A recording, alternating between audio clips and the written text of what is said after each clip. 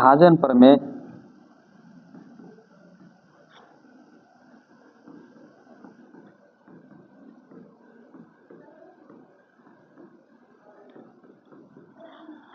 Euclid एक वैज्ञानिक था जो कि दो संख्याओं के बीच में मौसा ज्ञात करने के लिए बताया था। दो या दो से अधिक संख्या भी हम ले सकते हैं। तो यह केवल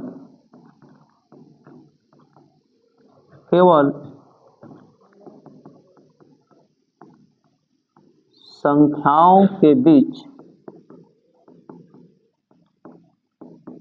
मौसा ज्ञात करने का तरीका बताया था।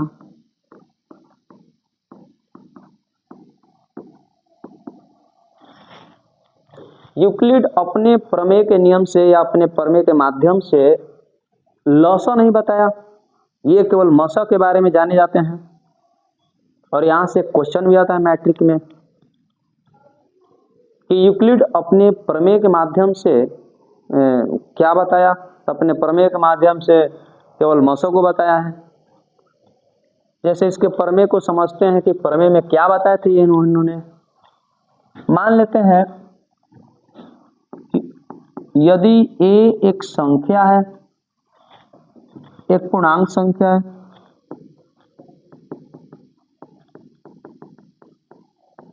एवं b भी एक पूर्णांक संख्या है, इन संख्याओं के बीच महत्तम समापवर्तक जो हम लोग बचपन में पढ़ते आए हैं, वही हमारे क्लास 10 का सिलेबस है। बस केवल यूक्लिड विभाजन प्रमेय लगा दिया गया है। हम लोग बचपन में नहीं जानते थे कि यूक्लिड ने ही इसको खोजा है, लेकिन आज हम लोग समझे, मैट्रिक में समझे कि यूक्लिड वैज्ञानिक नामक वैज्ञानिक है जो इसने मौसा के बारे में बताया। जबकि हम लोग बचपन से ही सीखते आए हैं, मौसा वैज्ञानिक का नाम नहीं जानते हैं। आज हम लोग समझे। और इसमें एल्गोरिथम में क्या बताया, ए अगर हमारा छोटा है बी से, ये जो ए है ये बड़ा है बी से,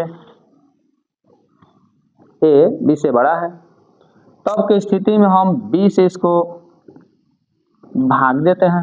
भाग देने के क्रम में जो बी वाली संख्या है इसको हम लोग भाजक बोलते हैं और इसको हम लोग भाज्य बोलते हैं, और क्यू को कोटेशन बोलते हैं, लेकिन इसे हम लोग भागफल, हिंदी में भागफल बोलते हैं, इसको भागफल बोलते हैं हिंदी में।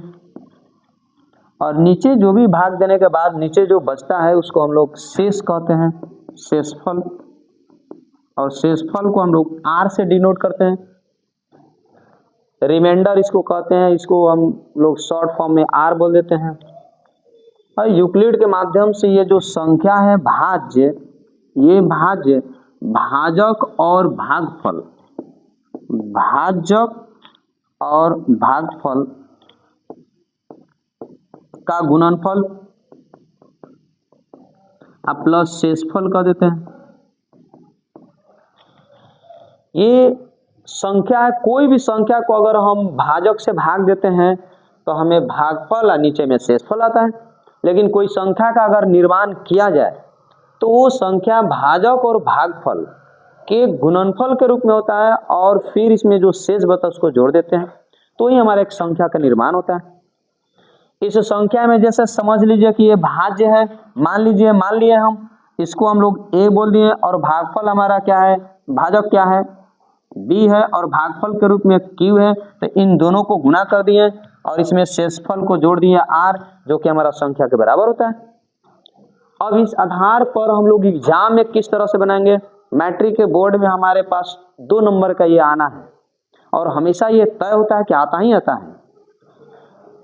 कोशिश करेंगे कि हम अगले क्वेश्चन को दर्शाएं, बताएं किस प्रकार से हमको मैट्रिक में लिखना है, ये बहुत जरूरी है। जैसे एक मान लेते हैं क्वेश्चन है, यूक्लिड विभाजन प्रमेय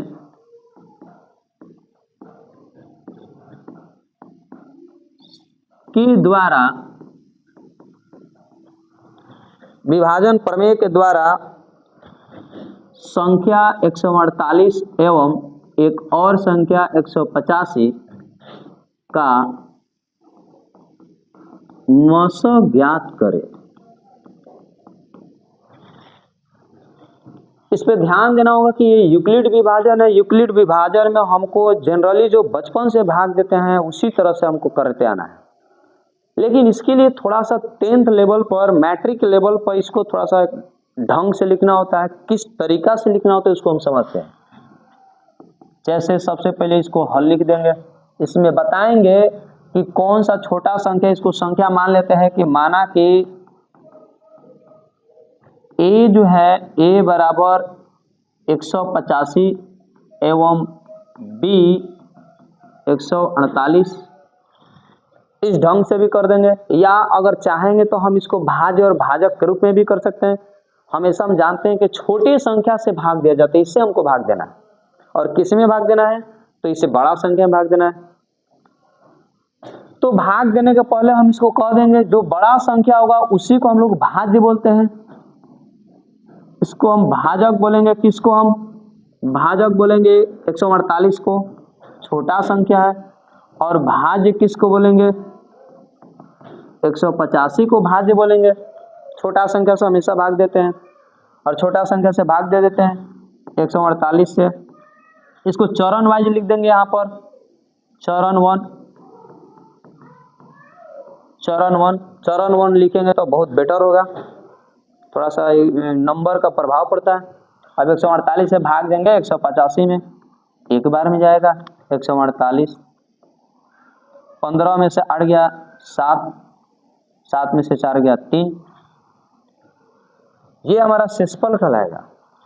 शेषफल यहाँ पर 0 के बराबर नहीं, ध्यान दीजिएगा कि ये शेषफल है और शेषफल हमारा 0 नहीं आया है, और इसीलिए शेषफल बराबर नहीं है 0 के।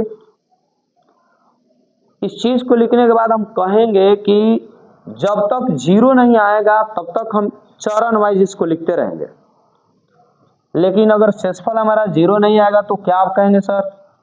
अब कहेंगे कि ये 37 हमारा जो है, 37 को क्या बनाएंगे? आगे के मतलब हम भाजक बोल देंगे, और ये आगे वाला ये क्या कहलाएगा? भाज्य कहलाएगा। कब? अगले चरण में, हम अगले चरण में इसको कर देंगे। चरण 2, चरण 2 में इसी को क्या बनाना है? इसी को हम लोग को भाजक बनाना है। भाजक बराबर 37 एवं भाज्य बराबर हम लोग 148 लिखेंगे। चरण 2 तभी करेंगे जब हमारा शेषफल 0 न आए। शेषफल अगर 0 आ गया तो हम वहां पर स्टेप को रोक देते हैं, लेकिन यहाँ पर हमारा शेषफल 0 नहीं आया है तो हम अगले कदम में क्या रखेंगे कि हम 37 को हम लोग भाजक लिखेंगे और 148 को क्या लिखेंगे? भाज्य। हमेशा ध्यान देना होगा कि भाजक आगे होता है, इसको भाजक कहते हैं, और इसको भाज्य बोलते हैं, इसको भागफल बोलते हैं, इसको शेषफल बोलते हैं। फिर भाजक से हम भाग देंगे 148 में। यहां पर देखेंगे ये 4 बार में गया, 4 7 28, हासिल 2, 4 3 12, 2 14, शेषफल हमारा क्या हो गया? 0 हो गया। बस यहीं पर हमको रुक जाना है। अगर मान लेते हैं यहाँ पर 0 नहीं आया तो फिर अगले चरण में हमको आगे बढ़ते जाना है, और लास्ट में हमको 0 लाना ही लाना होगा। जब तक 0 नहीं आया ये चरण वाइज आगे चरण बढ़ते जाएगा। अब यहाँ पर शेषफल 0 आएगा तो इसको हम लिख देंगे शेषफल 0, शेषफल बराबर 0। अगर शेषफल हमारा 0 आ गया तो लिखेंगे अतः कौन सा संख्या हम लिए थे स्टार्टिंग में? 148 और 185 लिख देंगे। अतः 148 एवं 185 का मस बराबर, ये हमारा मस कहलाएगा, ये मस कहलाएगा 37। लास्ट में जो भाग देने के बाद या लास्ट जो चरण होगा उस चरण में 0 आ गया तो जिससे भाग दिए हैं वही हमारा मस होता है, फाइनली ये हमारा ये क्वेश्चन है यूक्लिड विभाजन खत्म। यूक्लिड विभाजन खत्म के बाद अब इसी ढंग से और भी क्वेश्चन प्रैक्टिस करेंगे जो हम अगले वीडियो में। कल आप इंतजार कीजिए, इस वीडियो को देखिए कि अगले क्वेश्चन में किस तरह के क्वेश्चन आते हैं। उसमें 3 भाग में होता है ये क्वेश्चन। जैसे क्वेश्चन में 2 ही संख्या लिखा हुआ है, इसमें 3 भी संख्या चला जाता है, तो 3 संख्या में किस तरह से हम इसको देखते हैं। अगले वीडियो का आप लोग इंतजार कीजिए। बाय बच्चों।